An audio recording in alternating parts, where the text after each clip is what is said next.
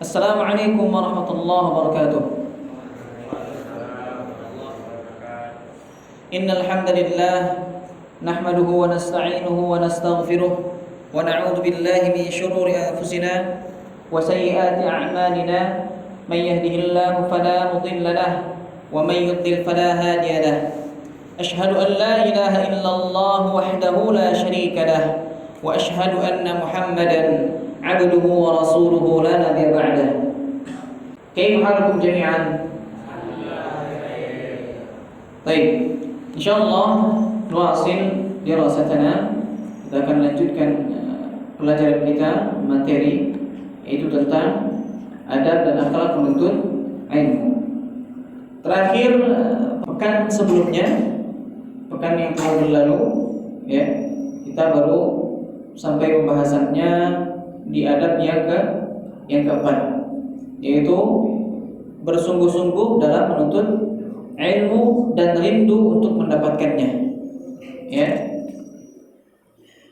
Yang terakhir kita sampai pembahasan yaitu di perkataannya Yahya bin Abi Katsir rahimahullah taala berkata, la yastata'ul ilm birahatil jism. Ya, ilmu tidak akan diperoleh dengan tubuh atau dengan jasad yang dimanjakan. Artinya dengan jasad yang santai. Ya, jika kita menuntut ilmu, maka tidak boleh bersantai-santai dalam menuntut ilmu. Ya, jadi tidak dengan tubuh atau tidak dengan jasad yang santai-santai saja. Ya.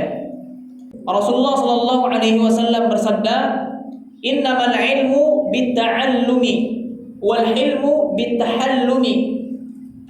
Wa man yataharral khaira yu'tahu wa man yatawaqqa syarra yuqahu." Sesungguhnya ilmu diperoleh dengan sungguh-sungguh belajar. Ya, ilmu itu diperoleh dengan sungguh-sungguh, dengan belajar sungguh-sungguh, ya, dan sikap sabar atau penyantun. Jadi ketika kita bersungguh-sungguh maka harus dengan apa? Sabar, penyantun. Ya. Pasti ketika kita menuntut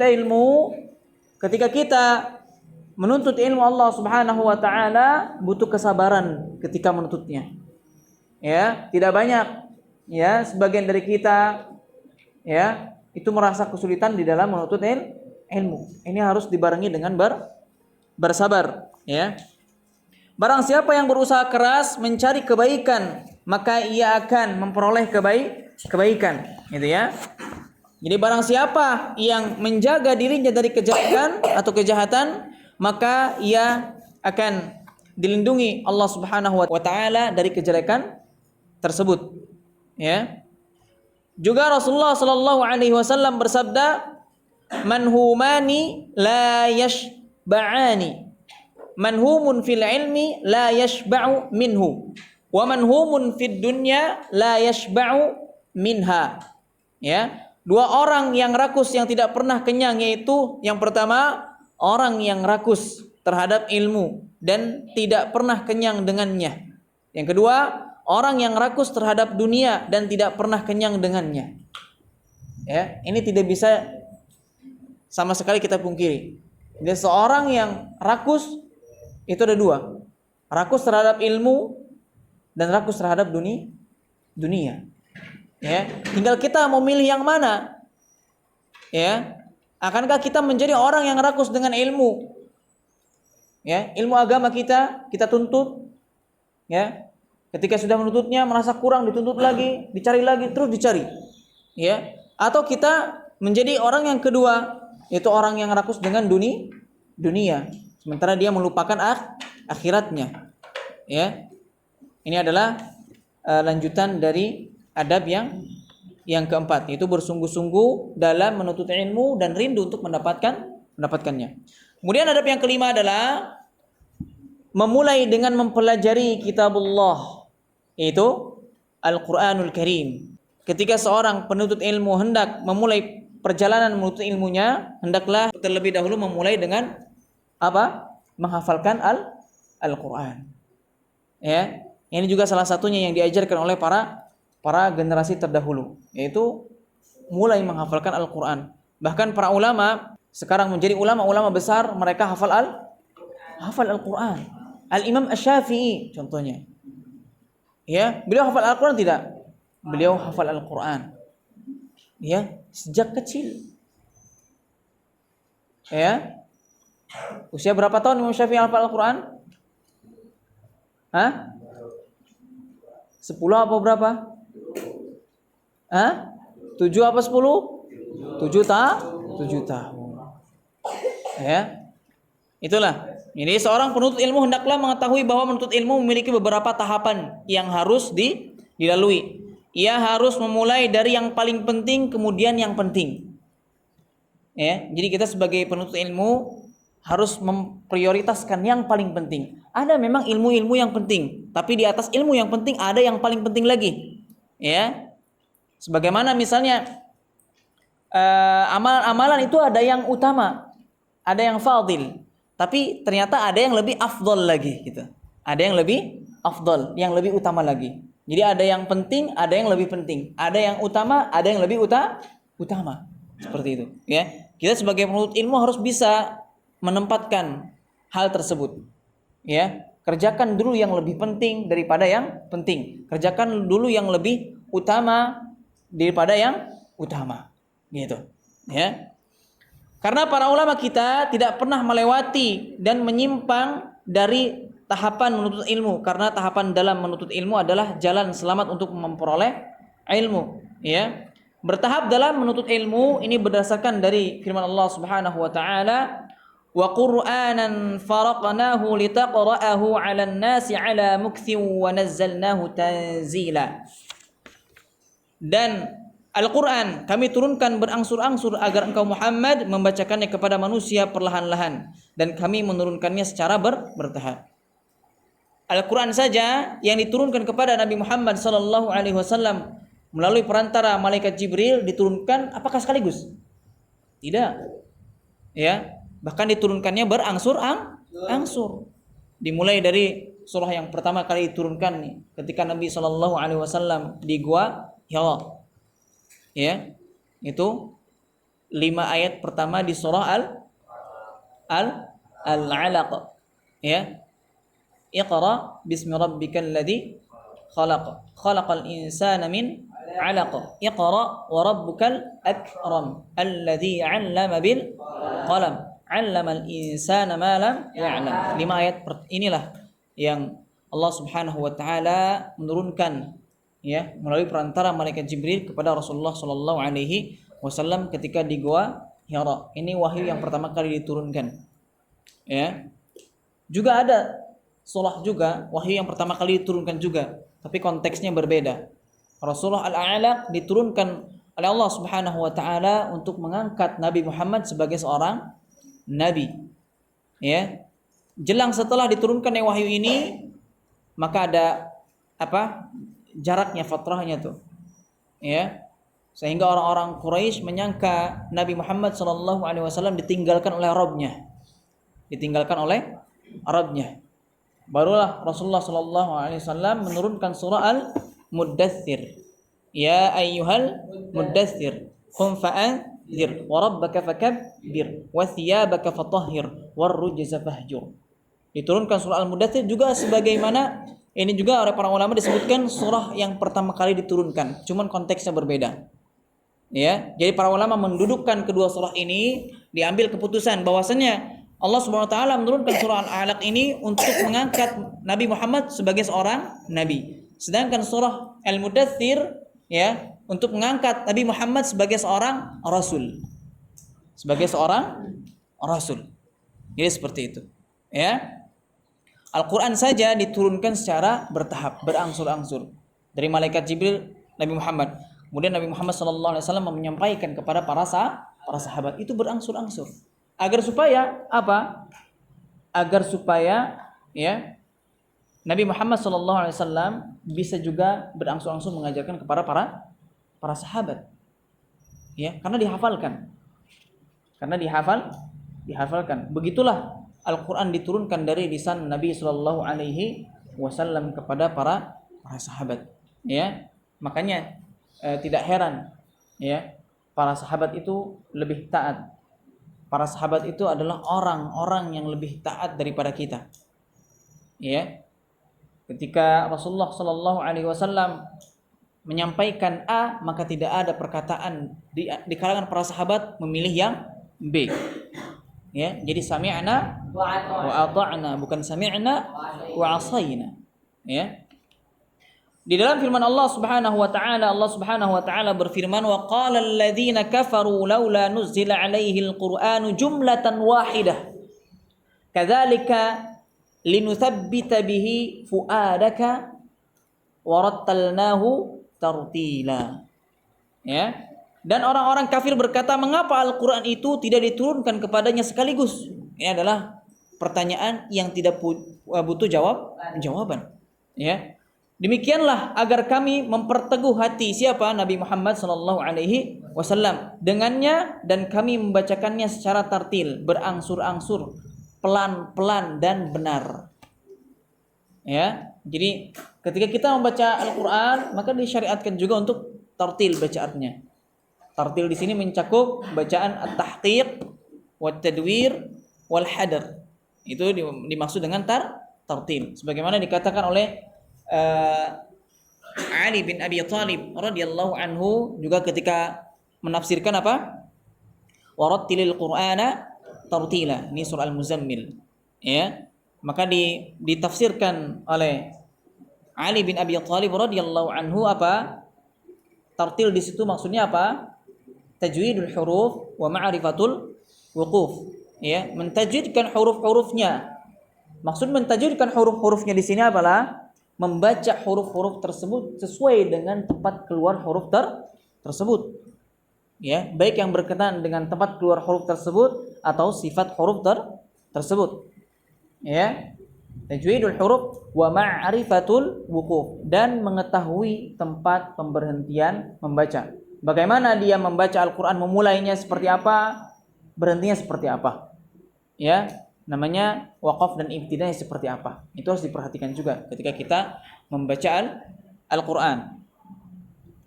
Banyak manusia yang tercegah dari tujuannya dalam menuntut ilmu karena meninggalkan usul. Usul ini apa? Landasan pokok usul. Makanya ada kitab namanya Al-Usul Ats-Tsalatsah. Pokok-pokok atau landasan pokok. Ya, landasan pokok atau 3 landasan utama gitu. Terjemah al-usul.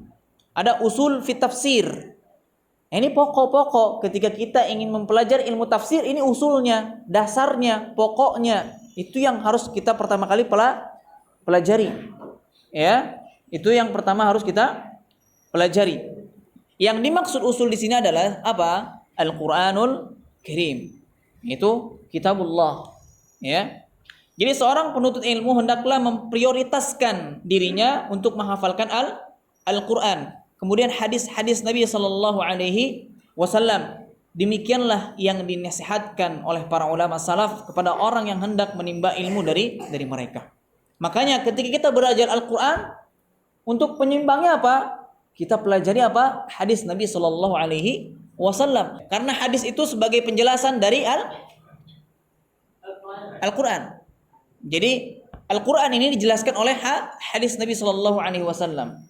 Mungkin kita temukan di dalam Al-Qur'an ada perintah apa? Untuk salat, aqimus shalah wa atuz zakah, misalnya gitu. Ya. Maka penjelasan salat secara rinci, waktunya kapan, tata caranya seperti apa, takbirnya seperti apa, berdirinya seperti apa, rukunya seperti apa, sujudnya seperti apa, itu dijelaskan di mana? Di dalam hadis Nabi sallallahu alaihi wasallam. Ada perintah membayar zakat. Tidak ada di dalam membayar zakat di dalam Al-Qur'an disebutkan zakat ini nisabnya sekian, harus sekian, berapa setengah persen misalnya, sekian, hitungannya seberapa. Itu tidak ada di dalam Al-Qur'an. Dijelaskan di mana? Di dalam hadis Nabi sallallahu alaihi wasallam. Gitu ya. Jadi Al-Qur'an wal hadis ini saling melengkapi. Imam Abu Umar Yusuf bin Abdullah bin Muhammad, atau disebut juga Ibnu Abdul Bar, ya, rahimahullah ta'ala, mengatakan menuntut ilmu memiliki tingkatan dan tahapan yang tidak boleh dilanggar. Siapa yang melanggarnya secara keseluruhan, maka ia telah melanggar jalan para ulama salaf. Siapa yang melanggar jalan mereka dengan sengaja, maka ia telah tersesat. Dan siapa yang melanggarnya lantaran ijtihadnya, maka ia telah tergelincir. Ya. Jadi awal dari ilmu, awal dari segala ilmu adalah menghafalkan kitabullah dan memahaminya. Ya. Menghafal kitabullah dan memahaminya. Ini dua yang tidak bisa dipisahkan ketika kita menghafalkan Al-Quran. Jadi ketika kita sudah hafal Al-Quran 30 juz, mutqin, dengan bacaan yang sahih, yang fasih, sesuai dengan kaidah-kaidah ilmu tajwidnya, maka jangan berhenti sampai di sini. Pelajari apanya? Tafsirnya. Jadi tidak cukup hanya apa? Menghafal Al-Quran saja. Itu tidak cukup ya kawan. Karena tujuan diturunkannya Al-Quran itu apa? Untuk apa? Untuk difahami dan diamalkan hukum-hukum yang terkandung di dalam Al-Quran. Jadi bukan hanya sekedar dihafalkan. Menghafal Al-Quran ini adalah sebagai sarana. Ya, sebagai sarana. Tujuannya apa? Untuk mengamalkan Al-Quran tersebut. Diamalkan apa? Hukum-hukum di dalam Al-Quran. Ya, perintah sholat seperti apa? Perintah jangan mendekati berzina. Ya, seperti apa itu? Semua seperti itu. Ya, itu karena tujuan diturunkannya Al-Quran adalah untuk diamalkan. Maksudnya dipraktekkan hukum-hukum di dalam Al-Quran, bukan hanya sekedar dihafalkan. Ini juga sebagaimana yang dikatakan oleh Syekh Muhammad bin Shalih Al-Utsaimin dengan Imam Ibnu Qayyim Al-Jauziyah. Ya, ketika menjelaskan khairukum man ta'allamal Qur'an wa 'allamah. Jadi yang dimaksud dengan khairukum man ta'allamal Qur'an wa 'allamah, sebaik-baiknya seorang di antara kalian adalah apa? Yang mempelajari Al-Qur'an dan mengajarkannya. Ini bukan hanya sekedar mempelajari dan mengajarkan cara baca yang benar saja, bukan. Tapi tercakup di dalamnya apa? Mempelajari dan mengajarkan hukum-hukum yang terkandung di dalam Al-Qur'an, bukan hukum tajwid, bukan. Juga hukum yang berkaitan apa? Misalnya hukum khamar seperti apa? Ya, hukum sholat seperti apa? Puasa seperti apa? Ya. Daging babi seperti apa? Riba seperti apa? Zina seperti apa? Ya. Jadi dijelaskan al-halal wal haramnya. Juga diamalkan, dipraktekkan seperti itu. Ya, jadi bukan hanya sekedar mengajarkan ini caranya bacanya segini seperti ini loh, makhrajnya seperti ini, sifatnya bukan seperti itu saja. Tapi juga mempelajari apa?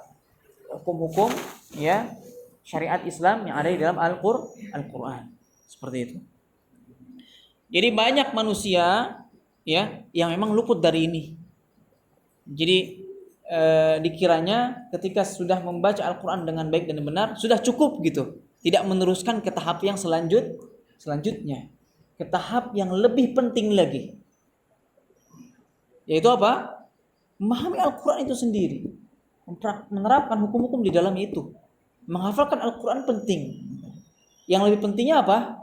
Memahaminya. Mengamalkan itu yang pentingnya. Yang lebih pentingnya. Dua-duanya saling melengkapi. Dua-duanya saling melengkapi.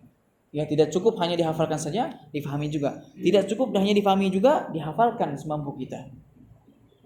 Ya, seperti itu. Ya, pengamalannya itulah yang dituntut ya oleh Allah Subhanahu wa taala. Baik, kemudian adab yang keenam ya, menjauhkan diri dari dosa dan maksiat dengan bertakwa kepada Allah Subhanahu wa taala.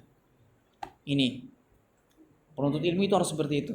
Menjauhkan dari dosa dan maksiat dengan bertakwa kepada Allah Subhanahu wa taala, ya.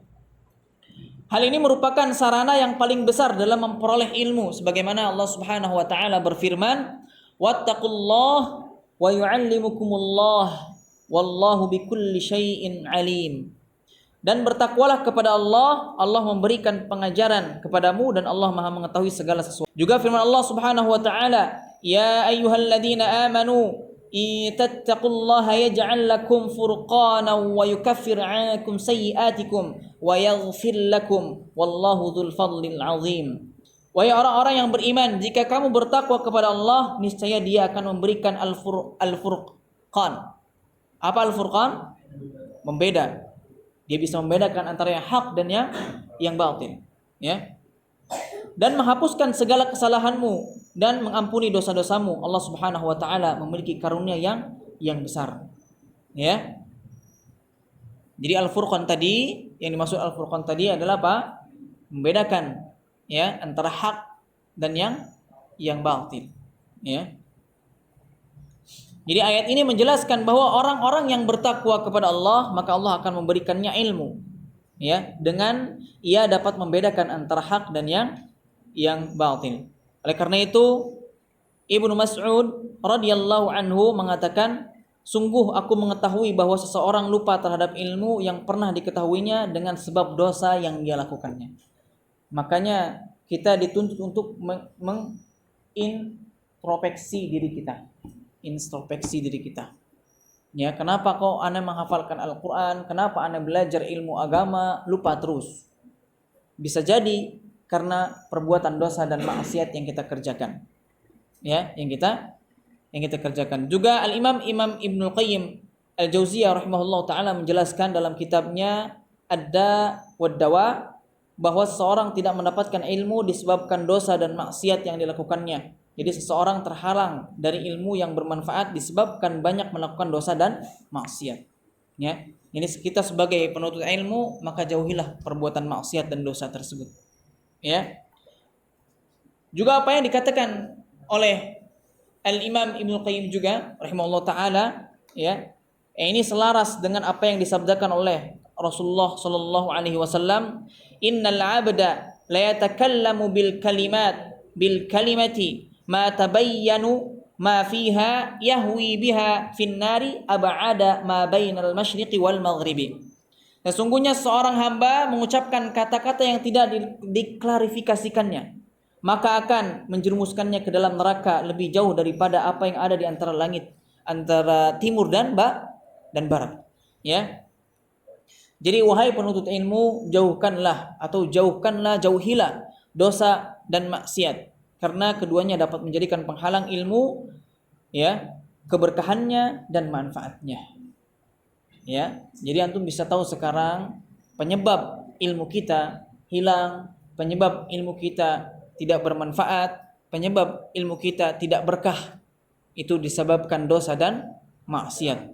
Ya, oleh karena itu sebagaimana Al-Imam Asy-Syafi'i, sebagaimana juga yang pernah Anda sampaikan, syakauti ila waqi'in su'a hifdzi fa arsyadani ila tarkil ma'asi fa akhbarani bi anna al-ilma nurun wa nurullahi la yuhda lil 'asi. Jadi aku mengadukan kepada Imam Waqi', yaitu gurunya Imam Asy-Syafi'i, tentang jeleknya hafalanku.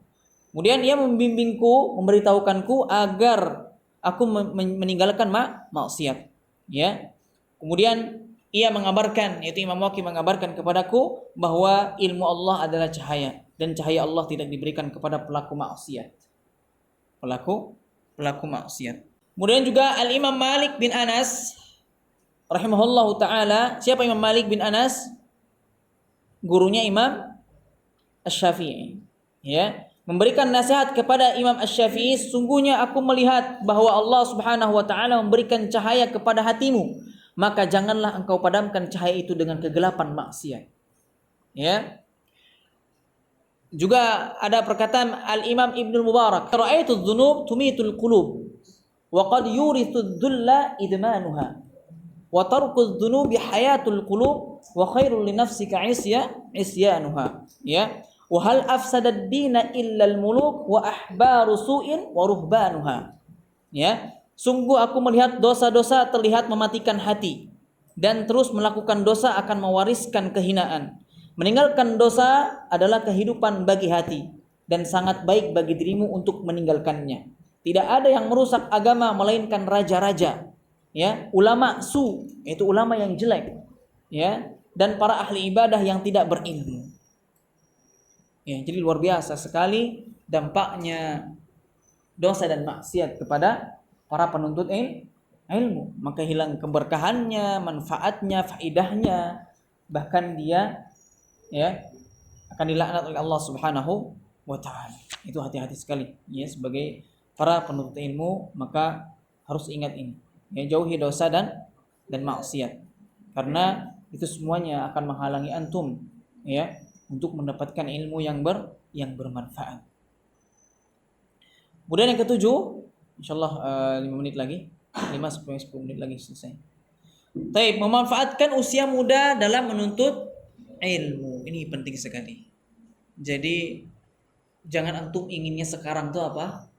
Senang-senang, santai-santai. Ya, jangan. Ya. Hilangkan itu.